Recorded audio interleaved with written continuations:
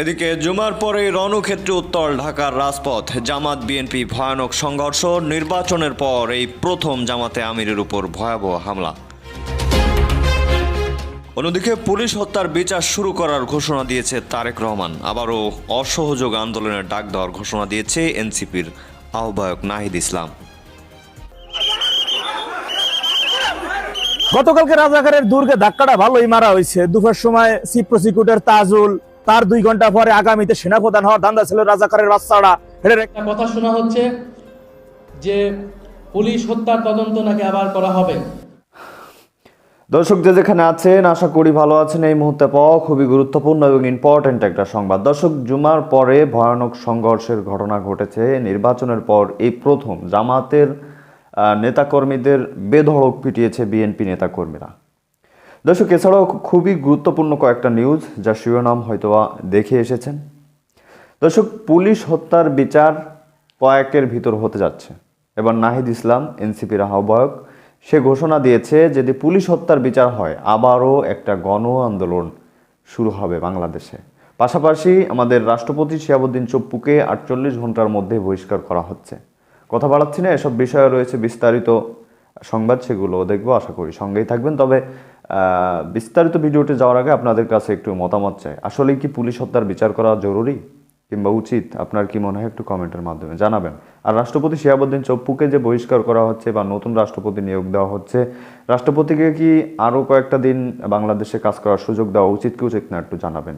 দর্শক, কথা বলাচ্ছি না, চলুন বিস্তারিত দেখে আসি। আশা করি সঙ্গেই থাকবেন।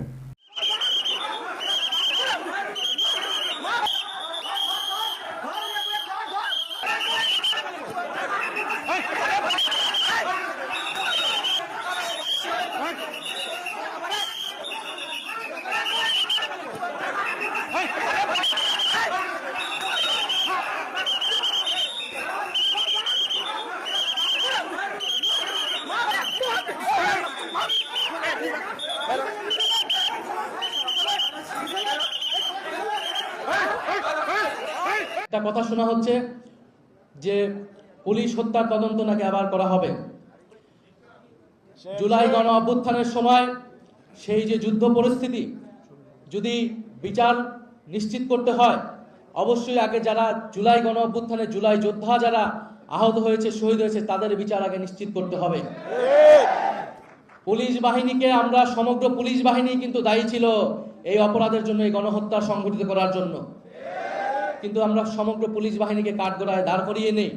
আমরা বলেছি যারা অভিযুক্ত ব্যক্তি শুধু তাদেরকে আমরা বিচারের আওতায় আনবো, আর পুরো বাকি পুলিশ বাহিনী যাতে সংস্কারের মধ্য দিয়ে জনগণের পক্ষের বাহিনী হিসেবে আবার কাজ করে। ফলে এই মীমাংসিত বিষয় নিয়ে যদি আবার বিতর্ক তৈরি করা হয়, তাহলে জনগণ বাধ্য হবে রাজপথে নাম। যদি বিচার নিশ্চিত করতে হয়, অবশ্যই আগে যারা জুলাই গণ অভ্যুত্থানে জুলাই যোদ্ধা যারা আহত হয়েছে। গত 18 মাসে ডক্টর মোহাম্মদ ইউনূসের কর্মকাণ্ড শুধু সংবিধান লঙ্ঘনের মধ্যে সীমাবদ্ধ নয়, বরং তা রাষ্ট্রদ্রোহের পর্যায়ে পৌঁছেছে। বাংলাদেশ মুসলিম লীগের সভাপতি এবং সুপ্রিম কোর্টের জ্যেষ্ঠ আইনজীবী মহসিন রশিদ যে ঘোষণা দিয়েছেন তা কেবল একজন আইনজীবীর ব্যক্তিগত ক্ষোভ নয়, বরং এটি রাষ্ট্রের সংবিধান সমুন্নত রাখার এক অনিবার্য আইনি লড়াইয়ের পূর্বাভাস। তিনি স্পষ্ট ভাষায় বলেছেন, ডক্টর ইউনূসের কর্মকাণ্ড কেবল সংবিধান লঙ্ঘনের মধ্যে সীমাবদ্ধ নয়, এটি সরাসরি ট্রিজন বা রাষ্ট্রদ্রোহ। আর বাংলাদেশে প্রচলিত আইনে রাষ্ট্রদ্রোহের সর্বোচ্চ শাস্তি মৃত্যুদণ্ড। রাষ্ট্রপতি মোহাম্মদ শাহাবুদ্দিনের সাম্প্রতিক সাক্ষাৎকারটি বাংলাদেশের রাজনীতির অন্দরমহলের এক ভয়াবহ চিত্র সামনে এনেছে। গত 18 মাস ধরে বঙ্গভবনের 4 দেয়ালের মাঝে তাকে কিভাবে কার্যত বন্দী করে রাখা হয়েছিল তার বর্ণনা যে কোনো বিবেকবান মানুষকে শিউরে উঠতে বাধ্য করবে। একটি স্বাধীন দেশের রাষ্ট্রপতিকে তার সাংবিধানিক দায়িত্ব পালন করতে না দেওয়া, তাকে অন্ধকারে রাখা এবং তার উপর মানসিক নিপীড়ন চালানো, হত্যার হুমকি, এগুলো কোনো বিচ্ছিন্ন ঘটনা নয়। আইনজীবী মহসিন রশিদ যথার্থই বলেছেন, প্রধানমন্ত্রীর পদ শূন্য হওয়ার পর রাষ্ট্রপতি ছিলেন একমাত্র সাংবিধানিক পদে অধিষ্ঠিত ব্যক্তি। সেই রাষ্ট্রপতির সঙ্গে যোগাযোগ বিচ্ছিন্ন করা, নীতিগত সিদ্ধান্তে তাকে পাশ কাটিয়ে যাওয়া এবং তার অনুমতি ছাড়াই একের পর এক অধ্যাদেশ জারি করা ছিল সংবিধানের সুস্পষ্ট লঙ্ঘন। সংবিধানের 48 অনুচ্ছেদ অনুযায়ী রাষ্ট্রপতি রাষ্ট্রের প্রধান, কিন্তু ইউনূস সরকার তাকে একটি পুতুলে পরিণত করার চেষ্টা করেছে। প্রেস উইং প্রত্যাহার করে নেওয়া, ফটোগ্রাফারদের সরিয়ে দেওয়া এবং সরকারি ক্রোড়পত্রে রাষ্ট্রপতির বাণী এবং ছবি নিষিদ্ধ করার মতো কুৎসিত ঘটনাগুলো প্রমাণ করে যে তারা সুপরিকল্পিতভাবে রাষ্ট্রপতির অস্তিত্বকে মুছে ফেলতে চেয়েছিল। এটি কেবল একজন ব্যক্তিকে অপমান নয়, বরং রাষ্ট্রের প্রধানকে অথবা প্রতীককে ধূলিসাৎ করার নামান্তর। বঙ্গভবন ঘেরাও করে রাষ্ট্রপতিকে অপসারণ, এমনকি প্রাণনাশেরও চেষ্টা।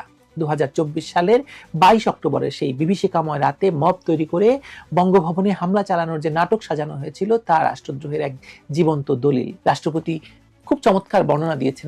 এই পুরো প্রক্রিয়ার নেপথ্যে ছিল ইউনূস সরকারের প্রত্যক্ষ পরোক্ষ মদত, ইউনূসের প্রেস উইং এর কাজ এবং ইউনূসের যারা উপদেষ্টা ছিল তাদের সকলে এর মধ্যে অংশ নিয়েছিল।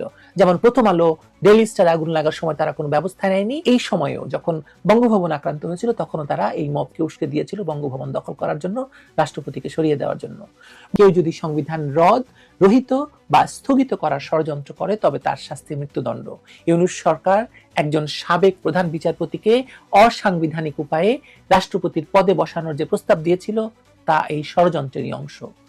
ডক্টর মোহাম্মদ ইউনূসের বিরুদ্ধে রাষ্ট্রদ্রোহের মামলা হওয়া এখন সময়ের ব্যাপার মাত্র।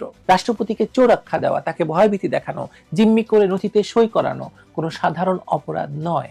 সেই সংবিধানের দোহাই দিয়ে বা যেই রাষ্ট্রপতির কাছে শপথ নিয়ে ইউনূস সরকার ক্ষমতায় বসেছিল সেই রাষ্ট্রপতিকে অকার্যকর করে দেওয়ার মাধ্যমে তারা নিজেদের শপথ ভঙ্গ করেছে। শপথ ভঙ্গের এই দায় এবং সংবিধান লঙ্ঘনের অপরাধ তাকে কাঠগড়ায় দাঁড় করাবেই আজ কিংবা কাল। রাষ্ট্রদ্রোহ এমন একটি অপরাধ যা কখনো তামাদি হয় না। ইউনূসের অপরাধের ফিরিস্তি কেবল সাংবিধানিক লঙ্ঘনে সীমাবদ্ধ নয়, বিদেশি শক্তির প্রেরণক হিসাবে তিনি বাংলাদেশের স্বার্থ বিরোধী যেসব পদক্ষেপ নিয়েছেন, চুক্তি করেছেন, তাও তদন্তের দাবি রাখে। তার শাসনামলে 14-15 বার বিদেশ সফর করলেও তিনি একবারও রাষ্ট্রপতিকে অবহিত করার প্রয়োজন মনে করেননি, যা রুলস অব বিজনেস এবং সাংবিধানিক শিষ্টাচারের চরম লঙ্ঘন। তাছাড়া তার বিরুদ্ধে আগে থেকেই অর্থ পাচার, দুর্নীতির একাধিক মামলা চলমান ছিল। জাতীয় নিরাপত্তা বিঘ্নিত করা, বিদেশের সঙ্গে গোপন বা অসম চুক্তি করার অভিযোগগুলো এখন একে একে সামনে আসছে। মব লেলিয়ে দিয়ে মানুষ হত্যা এবং রাজনৈতিক প্রতিপক্ষকে দমন করার যে সংস্কৃতি তিনি চালু করলেন তার জন্য তাকে জবাবদিহি করতেই হবে। বাংলাদেশের বিচার ব্যবস্থা যদি স্বাধীনভাবে কাজ করে তবে রাষ্ট্রপতির উপর এই মানসিক নির্যাতন, হত্যা চেষ্টা এবং সংবিধানকে পদদলিত করার অপরাধে ডক্টর মোহাম্মদ ইউনূসের সর্বোচ্চ শাস্তি পেতে হবে। মহসিন রশিদের মতো জ্যেষ্ঠ আইনজীবীরা যখন সোচ্চার হয়েছেন তখন বোঝাই যাচ্ছে রাষ্ট্রের ভেতরকার একটি বড় শক্তিশালী অংশ। গতকালকে রাজাকারের দুর্গে ধাক্কাটা ভালোই মারা হয়েছে। দুপুর সময় চিফ প্রসিকিউটর তাজুল, তার 2 ঘন্টা পরে আগামীতে সেনাপ্রধান হওয়ার ধান্দা ছিল রাজাকারের বাচ্চারা, এটা রেখে সেনাবাহিনী থেকে লাইতি বাইর করে দিয়ে পররাষ্ট্র মন্ত্রণালয়ে পাঠানো। তার 2 ঘন্টা পরে ঢাকা বিশ্ববিদ্যালয়ের ভিসি আর রাজাকারের বাচ্চারা লাইতি বাইর করে দেওয়া, ঢাকা বিশ্ব মাদ্রাসায় যেটা পরিণত করছিল হেডারে বাইর করা। আজকে আবার 6টা সিটি কর্পোরেশন এলাকায় দেখলাম যে বিএনপি তাদের নিজের দলের লোকজনকে জেলা প্রশাসক কর্পোরেশনের প্রশাসক হিসেবে নিয়োগ দিয়েছে। কি ঢাকা উত্তরে দেশের শফিকুল ইসলাম মিল্টন, সাবেক ভারপ্রাপ্ত সাধারণ সম্পাদক যুবদল, ঢাকা দক্ষিণে আব্দুল সালাম, ঢাকা মহানগর দক্ষিণ বিএনপির আহ্বায়ক ছিল। এবার খুলনা সিটি নজরুল ইসলাম মঞ্জু, সাবেক সভাপতি খুলনা মহানগর বিএনপি। সিলেট সিটি আব্দুল কাইয়ুম চৌধুরী, বিএনপির জেলা সভাপতি সিলেট। নারায়ণগঞ্জ সিটি শাখাওয়াত হোসেন খান, নারায়ণগঞ্জ বিএনপির আহ্বায়ক নারায়ণগঞ্জ। এবার হলো গাজীপুর সিটি শওকত হোসেন সরকার, সভাপতি গাজীপুর মহানগর বিএনপি। খারাপ না, আসলে যে দল যখন ক্ষমতা আসে তখন হ্যাঁ দলের লোক এটা ভারী করবে, এটাই তো স্বাভাবিক, এটাই হওয়া উচিত, এটাই তো হবে। এটাই কিন্তু স্বাধীনতা বিরোধীদের বিরুদ্ধে রাজাকার, মুক্তিযুদ্ধ বিরোধী, দেশ বিরোধী, এদের বিষয়ে জিরো টলারেন্স নীতি রাখতে হবে, সবার রাখা উচিত বলে আমি মনে করছি।